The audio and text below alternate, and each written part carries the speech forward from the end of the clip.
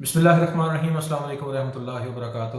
جب بھی رمضان کا مہینہ آتا ہے تو ہم لوگ مسجد کی طرف رخ کر لیتے ہیں اور خدا تعالیٰ کو یاد کرتے ہیں، قرآن مجید کی تلاوت کرتے ہیں، اور مسجدوں میں نمازیوں سے ایک رش کا سماع ہوتا ہے، اور بیسیکلی ہم ایک اچھے مسلمان بن جاتے ہیں۔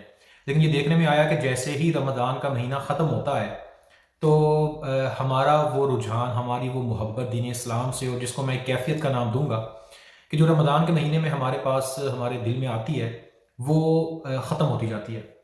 اور یہ اس سے یہ بھی ثابت ہوتا ہے کہ ہم لوگ کچے مسلمان ہیں، اور دوسرے لفظوں میں ہم پارٹ ٹائم مسلمان ہیں، ہم فل ٹائم مسلمان نہیں ہیں۔ تو باقی اعمال کے لحاظ سے کون اللہ کے نزدیک زیادہ محبوب ہے، یہ خدا تعالیٰ کی ذات ہی جانتی ہے۔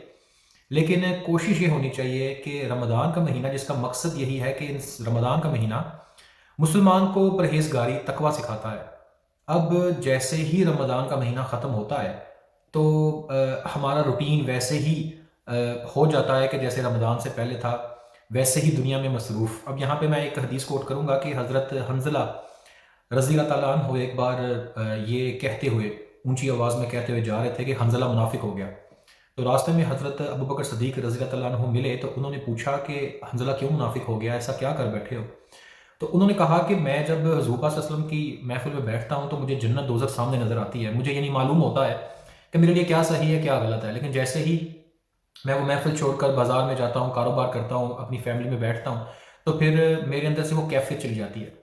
تو حضرت ابوبکر صدیق رضی اللہ عنہ نے فرمایا کہ یہ معاملہ تو میرے ساتھ بھی ہے، تو وہ بھی حضرت حنظلہ کے ساتھ چل پڑے پیارے نبی صلی اللہ علیہ وآلہ وسلم سے یہ پوچھنے کے لیے۔ تو وہاں پہنچ کر جب پوچھا تو حضور علیہ السلام نے فرمایا کہ حنظلہ منافق نہیں ہوا، یہ مسلمان کی ایک فطرت ہے، ایک نیچر میں چیز شامل ہے، کبھی ایسے تو کبھی ایسے، کبھی اس کے اندر یہ کیفیت آتی ہے ایمان کی، اور پھر وہ جیسے دنیا کے معاملات میں مصروف ہو جاتا ہے۔ لیکن یہاں پر بات ختم نہیں کی، وہ کیفیت جو کہ ہمیں اکثر آتی ہے، جیسے یعنی اگر آپ کوئی دین اسلام کا میسج سنیں، قرآن مجید کی تلاوت سنیں، آپ کا دل نرم ہو جائے، آپ کی آنکھوں میں آنسو آ جائے، اور آپ کو یہ کیفیت فیل ہو کہ جس طریقے سے آپ زندگی گزار رہے ہیں وہ طریقہ کار ٹھیک نہیں ہے، طریقہ کار یہی ہے کہ ہم اپنی زندگیوں کو بدلیں، زندگیوں کو اسلام کے اصولوں کے مطابق گزاریں، تو اس کا مطلب یہ ہوتا ہے کہ ابھی ہمارے اندر ایمان موجود ہے۔ لیکن حضور صلی اللہ علیہ وسلم نے بات یہاں ختم نہیں کی، وہ کیفیت جو انسان کے دل میں آتی ہے، فرمایا کہ اگر اس کیفیت کو آپ حال بنا لو، حال سے مراد یہ کہ وہ کیفیت اس وقت تو رہے لیکن اس ماحول سے نکلنے کے باوجود وہ کیفیت جائے نہیں، یعنی یہ پاسبل ہے کہ مسلمان اپنی اس کیفیت کو حال میں بدل سکتا ہے، تو پھر اس کا مرتبہ یہ ہے کہ فرشتے لائنوں میں کھڑے ہو کر انسان سے مصافحے کے لیے، ہاتھ ملانے کے لیے ترستے رہتے ہیں۔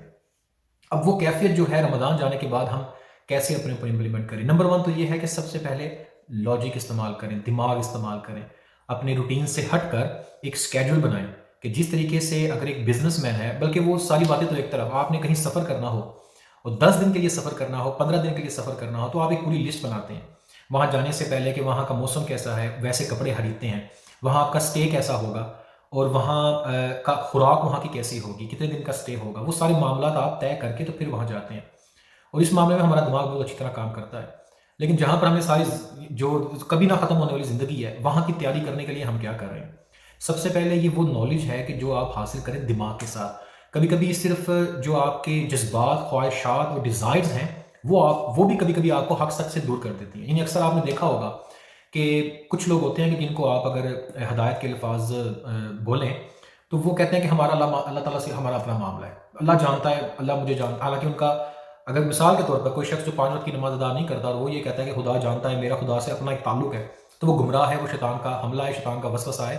تو یہ جذبات بھی انسان کو حقیقت کی طرف نہیں لے کے جاتے۔ تو نمبر 1 تو یہ کہ اپنی لاجک اور دماغ استعمال کریں کہ ہماری زندگی کس طرح سے گزر رہی ہے، ہم سے پچھلوں کی زندگی، آئے دن ہم دیکھتے ہیں کہ لوگوں کے ساتھ کیا کیا معاملات ہوتے ہیں، ہم کیا سیکھتے ہیں، تو اس کے لیے دماغ استعمال کرنا پڑے گا۔ نمبر 2 یہ کہ آپ کو اللہ تعالیٰ سے اپنا ریلیشن شپ مضبوط کرنا پڑے گا۔ وہ ریلیشن شپ کیسے مضبوط ہوگا؟ کہ اگر ہم قرآن مجید سے کنیکٹ ہو جائیں۔ زیادہ تر پرابلم جو ہمیں آتی ہیں، چاہے وہ روحانی پرابلم ہے، چاہے وہ کاروبار کے مسائل ہیں، پریشانیاں ہیں، لوگ خودکشیاں کر لیتے ہیں، لوگ ڈپریشن کے شکار ہو چکے ہیں، وہ اس کی وجہ یہ ہے کہ ہم نے اپنا کنیکشن قرآن مجید سے ہٹا لیا، ہمارا تعلق قرآن مجید سے نہیں رہا۔ یعنی ایسا ہونا چاہیے کہ اگر کوئی پریشانی آ جائے تو آپ قرآن مجید اوپن کر کے اس کی تلاوت شروع کر دیں، قرآن مجید سے ہدایت حاصل کر لیں۔ Number 1 use your mind, use your brain, logic استعمال کریں. نمبر 2 اللہ تعالیٰ سے اپنا تعلق مضبوط کریں، کیونکہ ایک تعلق تو وہ ہے کہ جو ہاریزنٹل ہے، جو لوگوں کے ساتھ ہے، ایک ورٹیکل بھی ہے جو اللہ تعالیٰ کی ذات کے ساتھ ہے. اور تیسرے نمبر پہ یہ کہ اللہ تعالیٰ سے ہدایت کے طلبگار ہوں. اب یہ بہت اہم نقطہ ہے کہ اگر آپ اللہ تعالیٰ سے رزق مانگتے ہیں، ہو سکتا ہے اللہ تعالیٰ آپ کو رزق نہ دے کے آزمائے. اگر آپ اللہ تعالیٰ سے اولاد مانگتے ہیں، کاروبار میں مانگتے ہیں، آپ کو اچھا گھر مل جائے، اچھی کار مل جائے، لوگوں کے سامنے معاشرے میں عزت مل جائے، بے شمار چیزیں آپ دنیا میں مانگتے ہیں، اللہ تعالیٰ سے دعا کرتے ہیں، ہو سکتا ہے اللہ تعالیٰ آپ کو وہ نہ دے اور یہ آپ کا ٹیسٹ ہو. لیکن ایسا نہیں ہوتا کہ اللہ تعالیٰ کے اصولوں کے خلاف ہے کہ اللہ تعالیٰ کبھی ایسا نہیں کرتا کہ کوئی شخص ہدایت کا طلبگار ہو، اس سے ہدایت مانگے اور اللہ اس کو گمراہ کر کے اس کا ٹیسٹ لے. گمراہی تو خود ایک عذاب ہے. پچھلے دنوں میری ایک ایتھیسٹ سے بات ہو رہی تھی، تو وہاں پہ ایک کامنٹ تھا، تو اس نے ایک چیلنج کیا کائنڈ آف کہ بھائی اگر یہ ایتھیسٹ غلط ہے تو آپ اپنے خدا سے کہو کہ اس کو سزا دیں. تو میں نے اسی کا رپلائی کیا، میں نے کہا کہ اس سے بڑی سزا کیا ہوگی کہ یہ گمراہ ہو چکا ہے. تو گمراہی سے بڑھ کر کوئی جو ہے عذاب نہیں، کیونکہ یہ جہنم کی طرف لے جاتا ہے. اور اس میں اور بھی فیکٹرز آتے ہیں کہ جیسے میں نے بتایا کہ اپنا دماغ استعمال کریں، اللہ تعالیٰ سے اپنا ریلیشن شپ مضبوط کریں. اور نمبر 3 کہ اللہ تعالیٰ سے ہدایت کے طلبگار ہوں. اس کے بعد توبہ ایک ایسی چیز ہے کہ جو آپ کا مرتبہ بڑھاتی جاتی ہے، اور اس کے لیے یہ ضروری نہیں کہ آپ کو ہر وقت یہ احساس ہی رہے کہ آپ نے گناہ کیا. توبہ بیسیکلی قرآن مجید میں بھی ان لوگوں کو ظالم نہیں کہا گیا کہ جو گناہ گار ہیں، اس کو ظالم کہا گیا کہ جو گناہ کر کے توبہ نہیں کرتا. تو مسلمان کی فطرت میں ہے کہ وہ گناہ کرتا ہے، انسان گناہ کرتا ہے، لیکن ظالم وہ ہے کہ جو اس پر توبہ نہ کرے. تو ہمیں جو ہے توبہ کا دامن بھی تھامنا چاہیے کہ ہر وقت توبہ کرتے رہنی چاہیے. اس کے علاوہ بہت سارے فیکٹرز ہیں جس میں کہ اولیاء اللہ کی صحبت سے بھی بہت سے جو ہے اثرات ہوتے ہیں. دیکھیں اگر ایک شخص ہے، بیمار ہے، اگر اس کو چوت کی بیماری ہے، آپ اس کے پاس بیٹھتے ہیں آپ کو بیماری لگ جاتی ہے. کسی کو خارش ہوتی ہے، آپ اس کے پاس بیٹھتے ہیں آپ کو بھی خارش کی بیماری لگ جاتی ہے. کسی کو کھانسی ہوتی ہے. تو یہ کمپنی ہے، صحبت جو ہے یہ بھی بہت میٹرز کرتی ہیں. لیکن ٹارگٹ یہ ہونا چاہیے کہ اپنا دماغ استعمال کر کے اللہ تعالیٰ سے اپنا ریلیشن شپ قائم کیا جائے، مضبوط کیا جائے، قرآن مجید سے اپنا کنیکشن جوڑا جائے، اللہ تعالیٰ سے ہدایت کے طلبگار رہیں، توبہ کریں اور اولیاء اللہ کی صحبت اختیار کریں. اللہ تعالیٰ ہم رمضان مبارک میں ہماری ٹوٹی پوٹی عبادات کو قبول کرے. اور جو قرآن مجید کی ایک سیریز چل رہی تھی اس میں میرا پلان تو کافی زیادہ تھا جو ہے موضوع ڈسکس کرنے کا، لیکن یہ this is not something which I do full time.